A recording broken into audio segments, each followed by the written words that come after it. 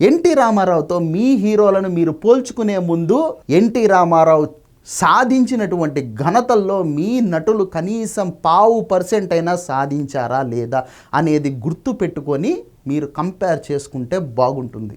NT Ramarao దాదాపు 302 సినిమాలలో ఆయన నటించడం జరిగింది. మీ హీరోలు 300 సినిమాలు కాదు కదా, కనీసం అంటే 100 సినిమాలు క్రాస్ చేయడానికి కూడా చాలా కష్టాలు పడతా ఉన్నారు. ఫస్ట్ ఇది గుర్తుపెట్టుకోండి. ఆయన దాదాపు 18-19 సినిమాలకు దర్శకత్వం వహించాడు. మీ హీరోలు స్క్రిప్టుల్లో ఏలు పెట్టకపోతే చాలు అని చెప్పేసి దర్శకులు భయపడతా ఉండేటటువంటి పరిస్థితి.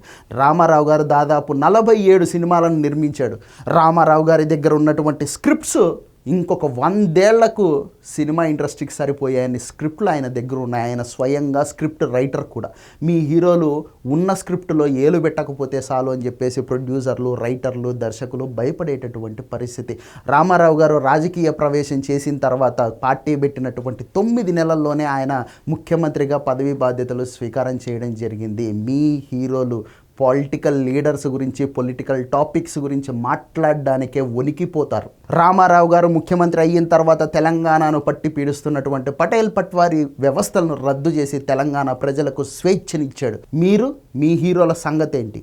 రామారావు గారు ముఖ్యమంత్రి అయిన వెంటనే పేదలకు కడుపు నిండా భోజనం పెట్టడం కోసం అని చెప్పేసి 2 రూపాయలకు కిలో బియ్యం ఇచ్చారు. మీ హీరో ఎవరికి సాయం చేశాడు?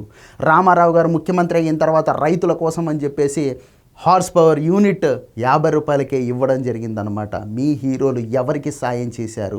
రామారావు గారు ముఖ్యమంత్రి అయిన తర్వాత ఆస్తిలో ఆడబిడ్డలకు సమాన వాటా అని చెప్పేసి ఆయన చట్టం తీసుకురావడం జరిగింది. మీ హీరోలు ఏం చేశారు? రామారావు గారు ముఖ్యమంత్రి అయిన తర్వాత ఎన్నో లక్షల మంది పేదలకు ఆయన స్వగృహాలు కట్టించడం జరిగింది. రామారావు గారు ముఖ్యమంత్రి అయిన తర్వాతనే పేదవాడు కడుపు నిండా 3 పూటల వరి అన్నం తినడం మొదలుపెట్టాడు. రామారావు గారి వల్లనే ఎన్నో వేల మంది రాజకీయంగా చైతన్యవంతులయ్యారు. రామారావు గారి వల్లనే బీసీలకు రాజకీయ ప్రస్థానం మొదలైంది.